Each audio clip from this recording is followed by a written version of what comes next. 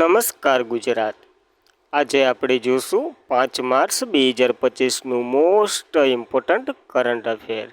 તે પહેલાં ખાસ કરીને ચેનલ ઉપર નવા હોય તો ચેનલને સબસ્ક્રાઈબ કરી લેવી, વિડીયો પસંદ આવે તો લાઈક કરવો અને તમારા મિત્રો સુધી શેર પણ કરી દેવો। તો ચલીએ આજનો ક્લાસ શરૂ કરીએ આપણે। તો વિશ્વ વન્યજીવ દિવસ 2025 ક્યારે મનાવવામાં આવ્યો? તો દર વર્ષે 3 માસે આ દિવસ મનાવવામાં આવે છે, વિશ્વ વન્યજીવ દિવસ। તો દર વર્ષે 3 માસે વિશ્વ વન્યજીવ દિવસ ઉજવવામાં આવે છે, જે વનસ્પતિ, પ્રાણી સૃષ્ટિ અને મહત્વ વિશે જાગૃતિ ફેલાવી શકાય, કારણ કે ખોરાક, સ્વસ્થ અને હવા, સ્વસ્થ વાતાવરણ પૂરું પાડવા માટે, પ્રકૃતિના સંતુલનને જાળવવા માટે વન્યજીવ આવશ્યક છે, એના માટે ઉજવવામાં આવે છે આ। અને આ જ દિવસે ગુજરાતની મુલાકાત દરમિયાન વડાપ્રધાન નરેન્દ્ર મોદીએ સોમવારે સવારે ગીર વન્યજીવ અભયારણ્યમાં સિંહ સફારી જઈ અને વિશ્વ વન્યજીવ દિવસની ઉજવણી કરી હતી, જે રવિવારે સાંજે સોમનાથ પર દર્શન કરવાના છે અને પ્રાર્થના કરવાના છે મોદીજી। તો યાદ રાખવા આ દિવસનું મહત્ત્વ। ત્યારબાદ આની થીમની વાત કરીએ તો વન્યજીવ સંરક્ષણ, નાણાં, લોકો અને ગ્રહોમાં રોકાણ છે, તો યાદ રાખવી થીમ પર। અને આનો ઇતિહાસ જોઈએ તો થાઇલેન્ડ દ્વારા પ્રાણીઓના સંરક્ષણ પ્રત્યે જાગૃતિ લાવવા માટે એક દિવસ રાખવામાં આવ્યો હતો, જે શોષણ કર્યો હતો। ત્યારબાદ યુનાઇટેડ નેશનલે 2013માં પ્રાણી દિવસ તરીકે રચના કરી। અને 3 માર્ચે જ શા માટે? તો કે 3 માર્ચ 1973ના લુપ્ત પ્રાણીઓની પ્રજાતિ અને વનસ્પતિમાં જે આંતરરાષ્ટ્રીય વેપાર પર કન્વેન્શન આપવાની યાદમાં, એટલે કે આના ઉપર હસ્તાક્ષર થયા હતા, જેથી 2014માં પ્રથમ વખત ઉજવવામાં આવ્યો હતો આ દિવસ, અને ત્યારથી દર વર્ષે ઉજવવામાં આવે છે। તો આઈ થિંક સમજાઈ ગયો હશે તમને આ દિવસનું મહત્ત્વ। માર્ચમાં અત્યાર સુધી આપણે એક જ માર્ચ જોયું। 1 માર્ચ છે વિશ્વ નાગરિક સંરક્ષણ દિવસ, શૂન્ય ભેદભાવનો દિવસ અને વિશ્વ સિંહગ્રામ દિવસ। તો આ દિવસ અને આ 3 માર્ચ છે વિશ્વ વન્યજીવ દિવસ, બધી દિવસો યાદ રાખવા તમારે। ત્યારબાદ 90મી રણજી ટ્રોફી ચેમ્પિયનશિપ ટીમ કોણ છે? તો વિદર્ભ છે, કેરળને હરાવી અને આ ટ્રોફી જીતી છે વિદર્ભે। વિદર્ભ ત્રીજી વખત આ વિજેતા છે। તો રણજી ટ્રોફી જે 90મી આવૃત્તિનું સમાપન થયું નાગપુરના જે જમથા સ્થિર વીસીએસ સ્ટેડિયમ ખાતે કેરળ સામે ફાઇનલ મેચમાં ડ્રો સાથે પૂર્ણ કરી, જેના કારણે વિદર્ભ પ્રથમ ઇનિંગ લીડ મળી અને તેને આ વર્ષની ચેમ્પિયનશિપ તરીકે જાહેર કરવામાં આવ્યું। ભારતની મુખ્ય રેડ બોલ ક્રિકેટ સ્પર્ધા છે। આની વાત કરીએ રણજી ટ્રોફીની, તો રણજી ટ્રોફી સૌપ્રથમ 1934-35માં season cricket championship of the ઇન્ડિયાના નામે રમાઈ હતી અને એના જ નામે શરૂ કરવામાં આવી હતી। આ પ્રથમ આવૃત્તિની વિજેતા ટીમ બોમ્બે છે, અને ત્યારબાદ આનું નામ ફેરવવામાં આવ્યું હતું, જે રણજીત સિંહના નામ ઉપર રાખ્યું હતું। પછી 1935માં તેનું નામ મહારાજા રણજીત સિંહના નામ પર રાખવામાં આવ્યું, જે આંતરરાષ્ટ્રીય ક્રિકેટ રમનાર પ્રથમ ભારતીય હતા એટલા માટે। અને આનું આયોજન તો કે BCCI કરે છે, યાદ રાખવું। 1934-35માં પહેલી આવૃત્તિ બોમ્બે જીતી હતી, તો ખાસ કરીને એટલી રણજી ટ્રોફી વિશે માહિતી યાદ રાખવી ઇતિહાસ સાથેની। ત્યારબાદ દેશમાં પ્રથમ થયેલા સર્વેમાં સૌથી વધુ નદી ડોલ્ફિન કયા રાજ્યમાં જોવા મળી છે? તો ઉત્તર પ્રદેશમાં સૌથી વધારે ડોલ્ફિનો જોવા મળી। તો સોમવારે પ્રકાશિત થયેલ એક સરકારી અહેવાલ મુજબ ભારતની નદી કિનારાની જે ડોલ્ફિનની વસ્તી પ્રથમ અંદાજમાં ગંગા, બ્રહ્મપુત્ર અને સિંધુ નદી પ્રણાલીઓની વાત કરીએ તો 6327 ડોલ્ફિનની હાજર જાહેર કરવામાં આવી, અને પ્રોજેક્ટ ડોલ્ફિનના ભાગરૂપે 8 રાજ્યોમાં ગણતરી કરવામાં આવી હતી: ઉત્તર પ્રદેશ, બિહાર, ઝારખંડ, રાજસ્થાન, મધ્યપ્રદેશ, પશ્ચિમ બંગાળ, આસામ અને પંજાબ, જે નદી ડોલ્ફિનની વસ્તી અંદાજો કાઢવામાં આવ્યો છે આના મુજબ। ટોચ ઉપર ઉત્તર પ્રદેશ છે, અને આ પ્રથમ વખત થયેલો આ સર્વે છે એ પણ યાદ રાખવો।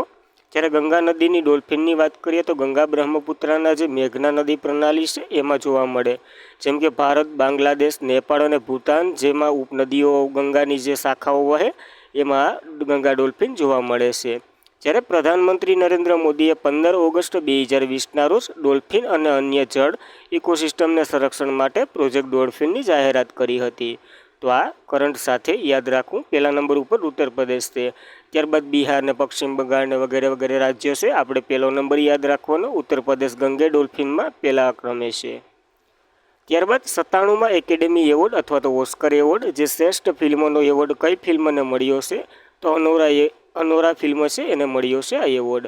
તો 97મો એકેડેમી એવોર્ડ શ્રેષ્ઠ કલાત્મક સર્જન ઉજવવાની કરવામાં આવી છે, જે ફિલ્મ ઉદ્યોગમાં ઉત્કૃષ્ટ યોગદાન આપવાનું સન્માન કરવામાં આવ્યું. રવિવારે રોસ એન્જલસના જે ડોમ્બી થિયેટર હોલિવૂડની સૌથી મહત્વપૂર્ણ રાત્રિએ સેલિબ્રેટિંગ એકઠા થયા હતા અને ત્યાં જ આ એવોર્ડની યાદી જાહેર કરવામાં આવી છે. એમાં 97મા એકેડેમી એવોર્ડમાં અનોરાએ ધ બુડાપેસ્ટ જેવી ફિલ્મોને સન્માનિત કરવામાં આવી. યાદ રાખવી આ માહિતી. જેમાં અનોરાની જે શ્રેષ્ઠ ફિલ્મ એવોર્ડ મળ્યો છે, અનોરા ફિલ્મને માઇડ્રી મેગ્નેસ શ્રેષ્ઠ અભિનેત્રી એવોર્ડ મળ્યો છે. જ્યારે સીન બેન્કર અનોરા માટે શ્રેષ્ઠ દિગ્દર્શનનો એવોર્ડ આમાં જીત્યા છે. એન્ડ્રિયલ બોન્ડી ધ બુડાપેસ્ટ માટે શ્રેષ્ઠ અભિનેતાનો એવોર્ડ મળ્યો છે. તો આ 4 એવોર્ડો યાદ રાખવા. શ્રેષ્ઠ ફિલ્મ અનોરા, માઇકલ મેડ્રિસ જે શ્રેષ્ઠ અભિનેત્રી, સીન બેકર જે અનોરાના શીર્ષ દિગ્દર્શક અને એન્ડ્રિયલ બોન્ડી જે ધ બુડાપેસ્ટના શ્રેષ્ઠ અભિનેતાનો એવોર્ડ મળ્યો છે. આ 4 એવોર્ડ યાદ રાખવા. જ્યારે આ ઓસ્કાર એવોર્ડની જ વાત કરીએ તો પ્રથમ ભારતીય જેવા ઓસ્કાર એવોર્ડ જીતેલા હોય અથવા તો મળેલો હોય તો શ્રીમતી ભાનુ અથૈયા હતા, જે કોન્સ્યુટ ડિઝાઇનમાં ફિલ્મ ગાંધીમાં એને 1982માં આ એવોર્ડ મળ્યો હતો. ત્યારબાદ છેલ્લા પર જોઈ લઈએ તો છેલ્લા 2023ની વાત કરીએ તો 2 વ્યક્તિને મળેલા હતા, જેમ કે MS કિરાવત જે સંગીતકારમાં, ચંદ્રઘોષ બંનેને ગીતકારમાં શ્રેષ્ઠ મૂળનું ગીત તો કે નાટુ નાટુ જે RRRનું હતું 2023માં આ જીત્યા હતા. જ્યારે કાર્તિક ગોંઝાલિસ અને ગુનીત ભોગા જે શ્રેષ્ઠ દસ્તાવેજ ટૂંકી વિષય અથવા તો ટૂંકી ફિલ્મ માટે હાથીનો અવાજ એના માટે એને 2023માં મળેલા હતા આ એવોર્ડો. તો યાદ રાખવી એટલી એકેડમી એવોર્ડ અથવા તો ઓસ્કાર એવોર્ડ બંને એક જ છે. ત્યારબાદ કોર્પોરેટ બ્રોન્ઝ માટે એક કેન્દ્રીય ડેટાબેઝ માટે બ્રોન્ઝ સેન્ટરની સ્થાપના કરવામાં આવી. આ કોના દ્વારા થયું છે? તો સેબીએ કર્યું છે આ અનુકૂલું. તો security and exchange board of ઇન્ડિયાએ પારદર્શિતા વધારવા અને કોર્પોરેટ જે બ્રોન્ઝ સંબંધિત માહિતીને સુલભ એટલે કે વધારવા માટે બ્રોન્ઝ સેન્ટર નામનું એક કેન્દ્રીયકૃત ડેટાબેઝ પોર્ટલ રજૂ કર્યું. અને આ પહેલનો ઉદ્દેશ્ય તો કે ભારતમાં જારી કરાયેલ કોર્પોરેશન બ્રોન્ઝ પર માહિતી એકત્રિત કરવી, અધિકૃત કરવું અને એનો સ્ત્રોત બનાવવાનો છે. તો ખાસ કરીને આવી એક પહેલ અથવા તો પોર્ટલ શરૂ કરવામાં આવ્યું સેબી દ્વારા. સેબીની વાત કરીએ તો સેબીની સ્થાપના ભારત સરકાર દ્વારા 1988માં થઈ હતી, પરંતુ સત્તાવાર રીતે સેબીને 1992માં કાનૂની માન્યતા આપી હતી. મુખ્ય મથક મુંબઈ ખાતે અને હમણાં જેના પ્રમુખ બદલાઈ ગયા તુહિકા પાંડે જે પ્રથમ મહિલા હેડ માધવીપુરી બુશનું સ્થાન લીધું. જ્યારે આના પહેલાં હેડ કોણ હતા? તો કે SS દવે હતા. તો ખાસ કરીને એટલી સેબી વિશે માહિતી યાદ રાખવી. ત્યારબાદ કયું રાજ્ય અથવા તો યુનિયન ટેરિટરીએ નવા વર્ષમાં જે લોસંગ ફેસ્ટિવલની ઉજવણી કરવામાં આવી રહી છે? તો અરુણાચલ પ્રદેશ, સિક્કિમ અને લદ્દાખ ત્રણેયમાં ઉજવાય છે, પણ મહત્ત્વ તો કે લદ્દાખનું છે. શા માટે? તો જોઈએ તો લદ્દાખમાં લોસાંગ ઉત્સવ તિબેટીયન બૌદ્ધ ધર્મ પરંપરાગત સમયપત્રના નવા વર્ષની શરૂઆત કરવામાં ઉજવવામાં આવે છે. લદ્દાખના પ્રદેશમાં બૌદ્ધ સમુદાય દ્વારા ઉજવવામાં આવતો આ લોસાર 15 દિવસનો તહેવાર છે, જે તિબેટીયન ચંદ્ર કેલેન્ડર ચંદ્રની શરૂઆતને જે તિબેટીયન કેલેન્ડર 11 મહિના પહેલાંના દિવસે ઉજવવામાં આવે છે. હવે લોસાંગ એક તિબેટીયન શબ્દ છે, જેનો અર્થ તો કે નવું વર્ષ થાય છે. અને આ તો કે લદ્દાખ, જેમ આપણે વાત કરી અરુણાચલ પ્રદેશ અને સિક્કિમ ત્રણેયમાં ઉજવવામાં આવે છે. તો લદ્દાખના અન્ય તહેવારો પર જોઈ લઈએ તો ફાંગ તેનડુપ ફેસ્ટિવલ, ડોસમોસન ફેસ્ટિવલ અને હેમિસ ફેસ્ટિવલ પર લદ્દાખમાં ઉજવાય છે. આ સિવાય અને લોસર ફેસ્ટિવલ આપણે જોયો એ મુજબ યાદ રાખવા ફેસ્ટિવલો પર. ત્યારબાદ કયા મંત્રાલયની અરજી પ્રક્રિયાને એટલે કે કયા મંત્રાલયે અરજી પ્રક્રિયાને સરળ બનાવવા માટે સરકાર આધાર ગુડ ગવર્નન્સ પોર્ટલ શરૂ કર્યું છે? તો માહિતી મંત્રાલય એટલે કે જોઈએ એનું ફૂલ ફોર્મ પર તો ઇલેક્ટ્રોનિક અને માહિતી ટેકનોલોજી મંત્રાલયે આધારિત જે પ્રમાણિક જે વિનંતીને મંજૂરી અથવા તો પ્રક્રિયાને સ્વસંચાલિત કરવા અથવા તો વપરાશ કરવાને મદદ કરવા માટે આધાર ગુડ ગવર્નન્સ પોર્ટલ શરૂ કર્યું છે. હવે આ શું કરશે? તો કે આધારને વધુ અનુકૂળ અને સરળ બનાવવું અને નાગરિકોને સેવાનો પહોંચી વધારવાનું છે. હમણાં તમને ખબર હોય તો આધાર કાર્ડના જે કેન્દ્રો પર સ્ટોપ કરવામાં આવ્યા હતા અને વગેરે થઈ ગયું હતું, એના માટે જ આ એક પહેલ શરૂ કરવામાં આવી છે સરકાર દ્વારા. તો સરકારે સમગ્ર દેશમાં લાગુ પડતા વિવિધ ક્ષેત્રમાં સેવાઓ માટે પ્રક્રિયાને વધુ સમાવિષ્ટ સાધન બનાવવા એકંદરે એટલે કે શાસનને વેગ આપવા માટેની આ પ્રક્રિયા સરળ બનાવશે આ ગુડ ગવર્નન્સ પોર્ટલ. અને આધાર યોજનાની વાત કરીએ તો 28 જાન્યુઆરી 2009ના રોજ શરૂ થયું હતું। આધારના અંકો કેટલા હોય તો કે 12। ઘણીવાર પરીક્ષામાં પૂછાઈ ગયું। આનું સંચાલન તો કે UIDAI કરે છે, જેના હમણાં નવા CEO બન્યા છે ભુવનેશ કુમાર। જ્યારે આનું ફૂલ ફોર્મ તો કે યુનિક્વોલિફાઈ આઈડેન્ટિફિકેશન ઓથોરિટી ઓફ ઇન્ડિયા થાય છે। તો ખાસ આ આધાર પોર્ટલ વિશે એટલી માહિતી યાદ રાખવી। ત્યારબાદ તાજેતરમાં જ કોને BCCI એટલે કે BCIના ચેરપર્સન તરીકે ફરીથી ચૂંટવામાં આવ્યા તો મનન મિશ્રાને ચૂંટવામાં આવ્યા છે આના માટે। તો બાર કાઉન્સિલ ઓફ ઇન્ડિયાએ શનિવારે જ જાહેરાત કરી। સુપ્રીમ કોર્ટના જે વરિષ્ઠ વકીલ અને સંસદ સભ્ય રાજ્યસભામાં મનનકુમાર મિશ્રાને સતત 7મી વખત બાર કાઉન્સિલ ઓફ ઇન્ડિયાના અધ્યક્ષ તરીકે બિનહરીફ રીતે ચૂંટવામાં આવ્યા છે। અને મદ્રાસ હાઈકોર્ટના એડવોકેટ એસોસિએશનના જે ભૂતપૂર્વ પ્રમુખ નિયુક્ત વરિષ્ઠ વકીલ S પ્રભાકરણને શનિવારે જ એટલે કે રવિવારે જ આની સાથે શનિવારે આ અધ્યક્ષને ચૂંટ્યા અને રવિવારે નવી દિલ્હીમાં બાર કાઉન્સિલ ઓફ ઇન્ડિયાના ઉપાધ્યક્ષ તરીકે ચૂંટવામાં આવ્યા છે।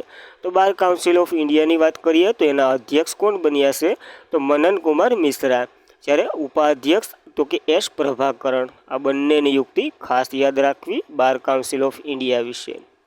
ત્યારબાદ ટ્રમ્પે કઈ ભાષાને અમેરિકાની સત્તાવાર ભાષા તરીકે જાહેર કરવાનો આદેશ આપ્યો છે તો અંગ્રેજી ભાષાને ત્યાંની સત્તાવાર ભાષા જાહેર કરી દીધી। ત્યાં અત્યાર સુધી કોઈ સત્તાવાર ભાષા નથી તો આને જાહેર કરી દીધી। તો રાષ્ટ્રપતિ ટ્રમ્પે અંગ્રેજીને યુનાઇટેડ સ્ટેટ ઓફ અમેરિકાની સત્તાવાર ભાષા બનાવવા માટે એક એક્ઝિક્યુટિવ ઓર્ડર પર હસ્તાક્ષર કર્યા અને આ ઓર્ડર ફેડરલ એજન્સીઓની બહુમતી એટલે કે બહુભાષી સેવાઓને બંધ કરી અને મંજૂર આપી, જે ઇંગ્રેજ સમુદાય, દ્વિભાષી શિક્ષણ અને બિન અંગ્રેજી બોલનાર માટે આવશ્યક સેવાઓને સંભવિત રીતે અસર કરે છે। હવે ત્યાં અંગ્રેજીમાં જ બધી કાર્યક્રમોને વગેરે વગેરે થાય, જે સત્તાવાર ભાષા જાહેર કરી એટલે સરકારીમાં ને બધીમાં વગેરે। યુનાઇટેડ સ્ટેટ ઓફ અમેરિકાની વાત કરીએ તો કેપિટલ વોશિંગ્ટન DC છે। રાષ્ટ્રપતિ ડોનાલ્ડ ટ્રમ્પ અને 47મા નંબરના છે રિપબ્લિક પાર્ટીના। Vice president James David Vance છે। તો ખાસ કરીને અમેરિકાની એટલી માહિતી યાદ રાખવી। ત્યારબાદ પ્રખ્યાત ભારતીય કલાકાર હિંમત શાહનું 92 વર્ષની વયે અવસાન થયું। તો તે કયા રાજ્યના હતા તો ગુજરાતના લોથલ અથવા તો લોથલ ગામના હતા। જે લોથલ ઇતિહાસમાં એ ઘણું સરસામાં જ હોય છે। કઈ નદી કિનારે આવ્યું કોમેન્ટ કરી દઉં। તો ગુજરાત લોથલના શિલ્પો અને આધુનિક કલા માટે જાણીતા પ્રખ્યાત ભારતીય કલાકાર હિંમત શાહનું રવિવારે 92 વર્ષની વયે અવસાન થયું છે। તેમનું જયપુર સાબલી હોસ્પિટલ ખાતે હૃદય રોગના હુમલાને કારણે અવસાન થયું છે। તો ખાસ કરીને એટેક આવી ગયો અને ઘણા એવોર્ડ મળી ગયા, જેમ કે લલિત કલા અકાદમી રાષ્ટ્રીય પુરસ્કાર 2 વાર 56માં અને 82માં, બોમ્બે આર્ટ સોસાયટી એવોર્ડ 82માં, જમ્મુ અને કાશ્મીર યુનિવર્સિટી ગોલ્ડ મેડલ 81માં, સાહિત્ય કલા પરિષદ ઓસ્કાર 88માં અને મધ્યપ્રદેશ સરકાર દ્વારા જે કાલિદાસ સન્માન આપવામાં આવે છે ને એ પણ 2003માં આને મળી ચૂક્યું છે। તો ઘણું જીવા 92 વર્ષ ઘણું સન્માન આપ્યું આપણને, તો યાદ રાખવી આ માહિતી। અને આજના માટે એટલું જ હતું। ખાસ કરીને મિત્રો, જો વિડીયો પસંદ આવતો હોય તો લાઈક તો બનતા હે, ચેનલને સબસ્ક્રાઈબ કરી લેવાની અને તમારા મિત્રો સુધી શેર કરી દઉં અને એને પણ કહી દઉં કે ચેનલને સબસ્ક્રાઈબ કરી લઈ, કારણ કે ડેઈલી આવી જ માહિતી સાથે આપણે મળતા રહીશું। Thank you for watching this video. જય હિન્દ, જય ભારત।